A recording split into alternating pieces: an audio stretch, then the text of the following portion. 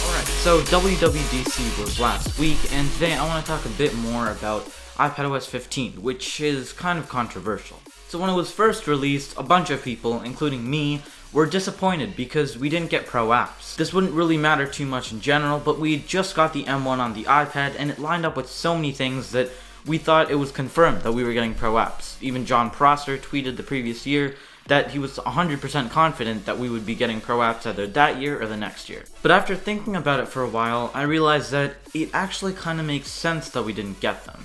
And here's why. So to start, I think that we need to take a look at the bigger picture. Apple dominates the tablet world right now with, I think, over 50% market share, which is huge. But of that, the most popular iPad is not the iPad Pro or the iPad Air, it's in fact the base iPad. Apple claims this a lot, and sales numbers have shown the same too. Now that being said, not everybody who buys an iPad Pro uses it as their only device, or as a central productivity powerhouse for all their video editing and music production and stuff like that. And even if they did, Pro apps, if they did come to iPad, would probably be supported on the 2018 iPad Pro and later, and the 2020 iPad Air. And again, that narrows it down even further as to how many of these 2018, 2020, and 2021 iPad owners, as well as 2020 iPad Air owners, actually need Final Cut or Logic or Xcode on their device. So that makes the category of people who want to and can get Pro apps on their iPad much more niche. To add on, Apple also heavily talks about other video editing apps like LumaFusion, which they covered in their Developers Meet iPad Pro video thing. Also, pretty much every image of edit 4K video that it shows on iPad, like on the iPad Air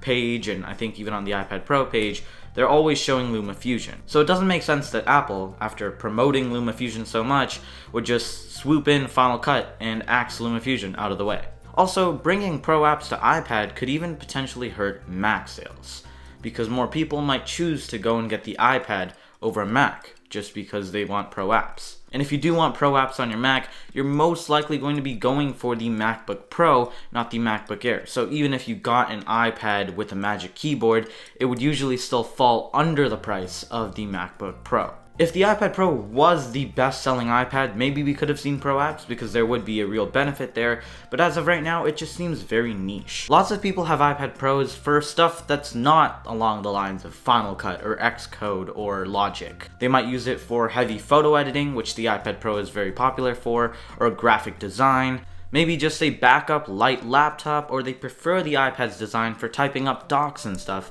over a laptop.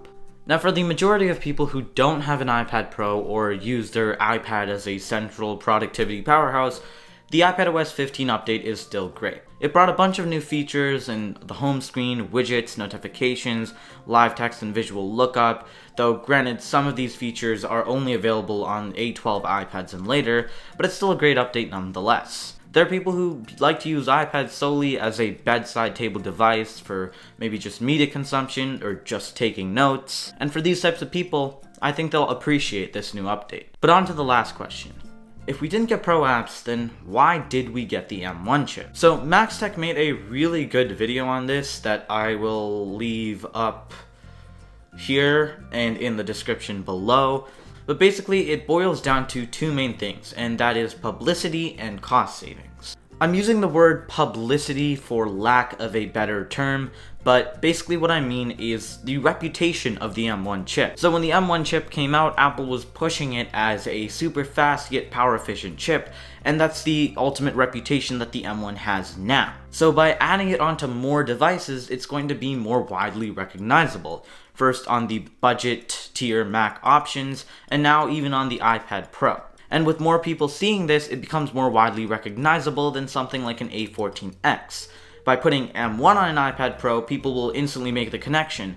Oh hey, that's the M1 from the MacBook Pro that was so crazy fast, and now it's on an iPad Pro. Rather than, what's an A14X? Is that like a slightly faster iPhone 12 Pro? And the second part is cost saving. So rather than slightly tweaking the M1, calling it an A14X, and then slapping that into the iPad, Apple can just slap the M1 into the iPad, and it comes with other benefits as well, not to mention already the publicity. It's like a win-win-win, infinite win situation for Apple by just putting the M1 in an iPad. Some of those other benefits include that Apple can brag a bit more about having the M1 in an iPad, even though it was much faster than any other competing tablets. Now it's just like light years ahead. But more importantly, the M1 comes with a Thunderbolt controller, which means that the iPad Pro's USB-C port is just opened up to a world of Thunderbolt accessories, which also lets Apple flex a bit more. And as for the specific RAM specifications in the tech specs section,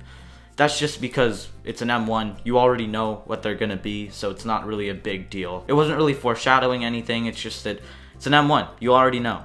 And as for whether the M1 iPad Pro is still overkill or not, it kind of is still overkill, to be honest. But as for whether or not to buy it, that's really on you. It depends on your use case and what you really want to use your iPad for. Although if you do have a 2018 or 2020 iPad Pro, this one's probably not worth upgrading to. Though it does have a significant improvement over the 2020 iPad Pro in terms of gaming. As for the rest of iPadOS 15, I hope that we can see the RAM limit go up to 16 gigs of RAM to actually make that RAM in the iPad Pro 2021 somewhat more useful, and even the 6 gigs of RAM that we're getting in the 2020 iPad Pro to be a bit more useful. But anyways, let me know about what you think of iPadOS 15 down in the comments below. Are you still disappointed with it, or do you see where I'm coming from? Anyways, that's it for the video. Thank you so much for watching, and that's it for me.